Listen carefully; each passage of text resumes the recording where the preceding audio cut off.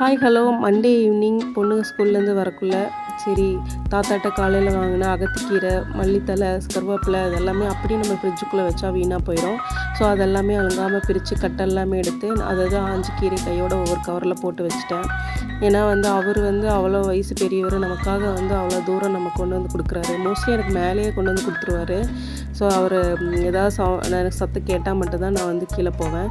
அந்தளவுக்கு நம்மளை தேடி கொடுக்குறாரு அப்படின்னு சொல்லிட்டு அந்த கீரையை நான் எப்போவுமே வேஸ்ட் பண்ண மாட்டேன். அதுக்கப்புறம் இந்த வாரம் ஃபுல்லாக ஒர்க்கு கோயில் போகிற ஒர்க்கெலாம் நிறைய இருக்கிறதுனால நான் மண்டேவே மாவாட்டிடலாம் சொல்லிட்டு பிளான் பண்ணேன். சண்டே டைம் கிடையாது.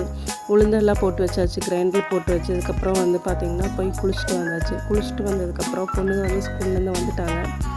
அதுக்கப்புறம் எனக்கு ஐஸ்கிரீம் எல்லாமே வாங்கிட்டு வந்தேன்னு சொன்னாங்க. சரி தங்கம் நீங்கள் அங்கே பக்கத்தில் வைங்க, நான் அப்புறம் அம்மா எடுத்துகிட்டு உளுந்தெல்லாம் எடுத்துகிட்டு நான் பார்த்துக்கிறேன்டா அப்படின்னு சொல்லிட்டு அதுக்கப்புறம் ஹஸ்பண்டை போய் உள்ளே எட்டி பார்த்துட்டு வந்துட்டாங்க. சரி அப்படின்னு சொல்லிட்டு பேசிட்டு பொண்ணுங்க சாக்லேட் டேஸ்ட் பண்ணி பாருங்கள். நான் சரியான பல் குச்சமாக இருந்தது, அந்தளவுக்கு கூலிங்க.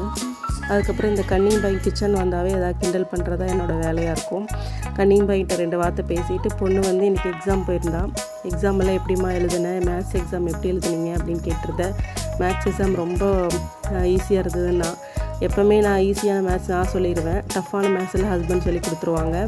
அதுக்கப்புறம் யோகா நல்லா பண்ணேன், டஃப்பான ஆசனமெல்லாம் பண்ணதுக்கு A கிரேட் கொடுத்தாங்க அப்படின்னு சொன்னால் அதுக்குள்ளே நான் மாவு எடுக்கிறதுக்குள்ளே அவர் ஹோம்ஒர்க்கெல்லாம் கொஞ்சம் சொல்லிக் கொடுங்க அப்படின்னு சொல்லிட்டு பார்த்தா எல்லாம் கழுவி வச்சு க்ளீன் பண்ணி வைக்கிறதுக்குள்ளே பார்த்தா மழை ஃபுல்லாக வந்துருச்சு.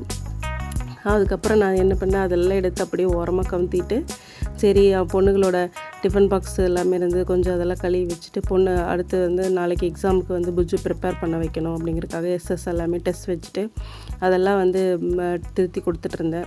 அதுக்கப்புறம் பேலன்ஸ் நான் அரிசி எடுக்க போயிட்டு அதுக்குள்ளே அவர் மீதியெல்லாம் சொல்லி கொடுத்துட்டு இருந்தார். சரி கிச்சன் எல்லாம் க்ளீன் பண்ணி வச்சுட்டுருக்குள்ள சரியான மழை. ஸோ அதை மறுபடியும் நம்ம சேருக்கெல்லாம் மாற்றி எடுத்து வச்சுட்டு பார்த்தா சரியான மழை. இப்படி திடீர்னு ஒரு மழை பெய்யுறது கொஞ்சம் எப்படி சொல்கிறது, பதட்டமாக இருக்கும் இல்லையா. அதுக்கப்புறம் நைட்டுக்கு பார்த்திங்கன்னா சிறுகீரை கொஞ்சம் தான் இருந்தது. ஒரு கட்டு கீரை நம்ம ஒரு நாளைக்கு யூஸ் பண்ண முடியாது, ஒரு வேலைக்கு தான் யூஸ் பண்ண முடியும். நல்லா தேங்காய் போட்டு குளிருக்கு கடைஞ்சி சாப்பிட்டேன். செம்ம டேஸ்ட்டுங்க. தேங்க்யூ.